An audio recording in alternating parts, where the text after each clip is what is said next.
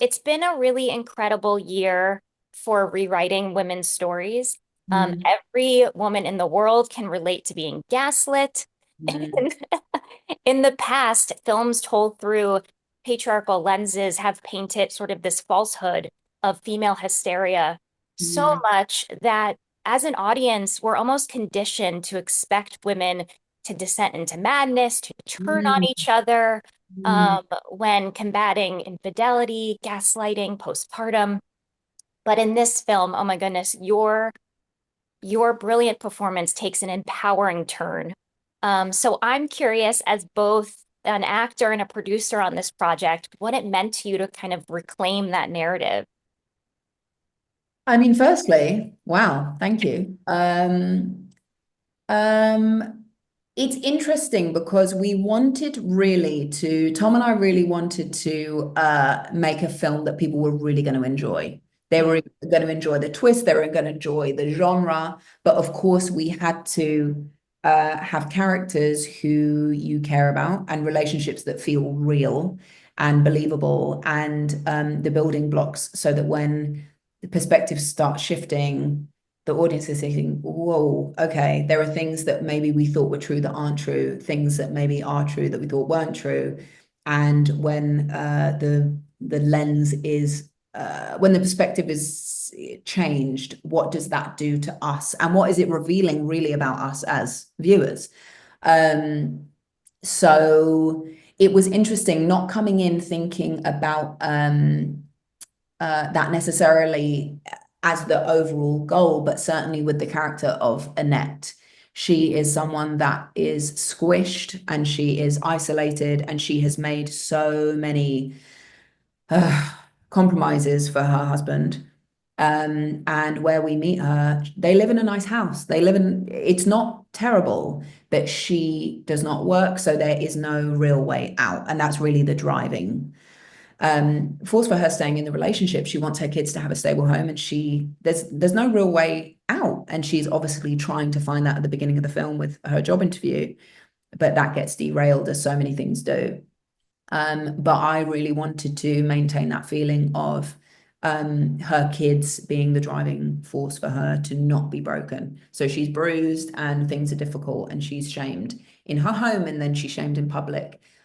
She can withstand so much when it's about her, but the minute her children are involved, that is the line.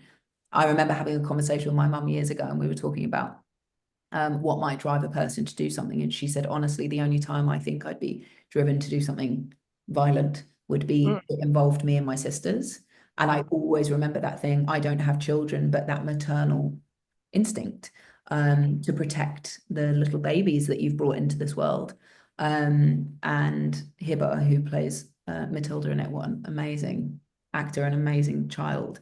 She was such the bright spot for filming, but also for Annette. She is the halo. She is that body of light that Annette will do anything to maintain. Absolutely. Oh, that was so beautifully said. I also really appreciated how Annette, she was such a loving mother, and we never questioned that. And even in the moments when she needed space and she Mm, needed time to herself, it was so refreshing because it didn't take away from her as a mother. It only humanized her. And I was like, wow, this is new. I haven't seen this on screen. Would you like to expand on that and kind of why it was important, especially for this story, to kind of show those complexities? Our co-producer, who I made this with, Kate, she has three children. So we really leaned on her for the perspective of, because there were moments where I said, is this too much? Like, Mm, really, is this too much as someone without children? And she said, no. And her kids are amazing. But she said, it's hard. And also, it's boring at points and it's repetitive. It can be. And particularly with a baby who doesn't sleep, which is Lucas. What I mean, I didn't have a great amount of sleep last night, and it really does something to you. And after a few months of that, it does something to how you are receiving information and receiving emotional information. So the moment which I would imagine one of the moments you're referring to when Annette runs away from the house really acts as this gilded cage. And even then, she's trying to escape just to have a moment. And it's only when the baby monitor cuts out and she can no longer hear the baby. And of course, she knows the baby's safe. She's not trying to leave the baby, but that she will never go beyond that. That tug back to the house will bring her back. But that feeling of needing to breathe, and breath is so much of the film. And of course, we all have coping mechanisms, but Annette is holding her breath, withholding and sustaining and trying to stay calm in that way. And that moment of her leaving the house is her trying to breathe, which is difficult. But even the one of the lowest moments where she steps outside the room and has the moment, even then she can't really let out what she needs to let out. And a lot of that is to do with her kids. And so much of that is her keeping things from them. So even when things are really, really bad, she knows those kids are not receiving any of the relationship. But I'm glad you say that, because it was something that I was very conscious of, particularly not having children. But the response we've had from particularly new mothers has been pretty profound. Yeah, no, I think it's so important to sort of normalize those moments on screen. Mm. I'm not a mother as well, but like I have so many good girlfriends who are young, have young kids, and I think that I'm really excited to sort of share this film with them because I know they'll feel so seen. Um, Mm. and I think it's incredibly important. And I was clocking all those moments, and like I Yeah. said, just and let's talk about too, like just performing those kind of moments of isolation where you're kind of by yourself. Um, and you're gosh, you're saying so much without speaking. It's truly breathtaking, your performance in those moments. Like filming them, was it Mm. freeing? Was it restricting? I mean, can you just like give me a little peek behind the curtain of like preparing for those moments that were so impactful and important to the story? I would say, honestly, the biggest real release is at the very end of the film with just my one exhale. But it was interesting because even, and I mean, we called it the Emma Thompson moment from Love Actually. Ah! She steps away and has the very private moment. Even that, it was interesting because it was so, of course, fraught in that moment, but I still can't fully let go, because the story requires that Annette goes back into the room and says, okay, I'm going to take the kids to the park. So it was interesting. So even that moment, which I suppose is the biggest emotionally revealing moment of Annette, there is still something that she can't properly let go. She still has to hold on to something.